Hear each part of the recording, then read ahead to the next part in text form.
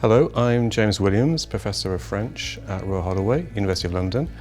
I teach on the French programme here and also I teach on the Liberal Arts programme as well as the Comparative Literature and Culture programme. So I'm doing French language, I'm doing French literature and film as well as texts and films in translation. So one of the films that has inspired me in my work on French cinema, and I teach it in the second year, is called Haine, literally hate, which is a film from 1995 by a new filmmaker of the period called Mathieu Kassovitz. Why is this film so important now? It seems, in a sense, quite dated. It's a film about life in the banlieue, so these are the areas outside of the main cities of France, which is a byword for many for trouble, for violence, for police brutality, and this is what La Haine, the film, gives us. It's showing, over the course of 24 hours, 3 boys. I say boys, they're kind of adolescents in their sort of mid-teens who are in trouble, but are always in trouble because the police are sort of stalking them. This is how they're presented in the film, in this banlieue area, kind of a non-place, just outside of Paris. About 40 minutes train ride from central Paris. It was shot, the film, in a real suburb, banlieue, called Chanteloup-les-Vignes, but a complete universe away from what we recognize as the capital, Paris. It's a space in a very rural setting as well, which is very odd. So we're having lots of confrontations between police and the youth in the film. And they're in fields as well at times, with cows passing through. It's a very strange experience for the viewer. It's very disorienting, and this is part of the effect, deliberate effect of the film. But I say 3 boys, they constitute a trio, and they were presented at the time as a kind of trio of different backgrounds. The Blanc, so he's white, Vince, from an Eastern European Jewish background. We get Hubert, who is Noir, from a West African background.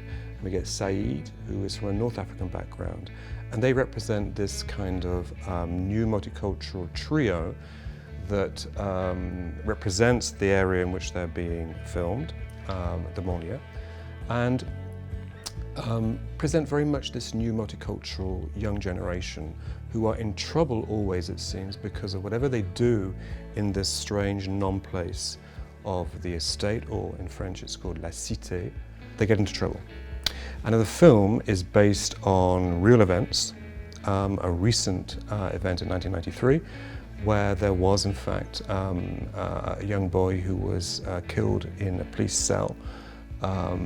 Someone called Makome, a Zairean recent immigrant, and we get a sense that this film is trying to do justice to real events, events that are sort of haunting the youth of this period. And the start of the film, it feels like a documentary as well. It's including images from previous demonstrations about police brutality in Paris, to the sound of Bob Marley. And it's a very kind of rough and ready start to this film. But the film, and this is perhaps what I wanted to say, as to why it kind of is still an amazing experience to view now, almost, 27, 28 years after it was premiered at Cannes and won an award for Best Director, is because of the quality of the cinematography, which is beautiful, it's black and white. But does so many tricks and plays with all sorts of shots to try and destabilize the viewer.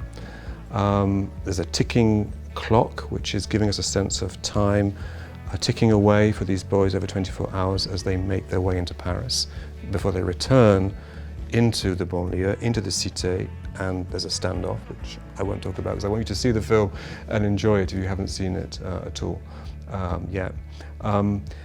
So there's the sense of experimentation in the film. It's not just any black and white film about this particular theme. It's a real experiment in cinematography. And also it's quite funny, which is strange. You would think that this would be a really kind of gritty, unpleasant and depressing experience. It's not. There's lots of play visually but also linguistically, and that's perhaps why I want to finish here. It is playing all the time with language. What we're getting here are the young talking in slang, back slang, Verlo as it's called, so it's parler à l'envers, to speak backwards. It's a way of inverting common French words, and very much at that time a way to rebel against standard French, the rules of French language or French culture. And we're seeing, even in the title, La Haine, a play with Verlo. So, avoir la haine, to have hate literally, means to be really angry and to be pissed off. Let's see it for what it is, as that force. It's not now used particularly in France by the youth. There are other words like j'ai le seum, S-E-U-M, but nevertheless, we can trace this whole play of back slang Verlo in the film and enjoy the way that the boys experiment with the language. So another form of experimentation is happening in the film. And just to wrap up here, I say boys, it is very much a male film. The sisters, the mothers are kept in the background. They're there but not really there. This is about the problems of being a boy and growing up and becoming a man in this particular harsh setting.